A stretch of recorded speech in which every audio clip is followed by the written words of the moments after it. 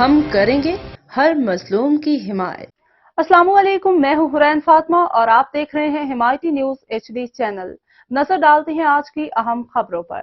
محمد پرویز کی report. District police Khushab police کی جرائم پیشہ عناصر کے خلاف کارروائیاں جاری۔ توقیر محمد نعیم۔ ڈسٹرکٹ پولیس آفیسر خوشاب کی ہدایت پر جرائم پیشہ عناصر کے خلاف کریک ڈاؤن جاری رکھتے ہوئے 3 منشیات فروش عبدالرؤف، نسیم احمد اور ظہیر گرفتار۔ قبضہ سے 1.3 کلو گرام چرس اور 37 لیٹر شراب برآمد۔ اسلحہ ناجائز رکھنے والے ملزم عالمگیر اور صحبت علی گرفتار۔ 2 پسٹل 30 بور برآمد، جبکہ پتنگ فروشوں کے خلاف کارروائی کرتے ہوئے پتنگ فروش ملزم زاہد گرفتار۔ قبضہ سے 25 عدد پتنگیں برآمد۔ تمام ملزمان کے خلاف مقدمات درج۔ ترجمان خوشاب پولیس۔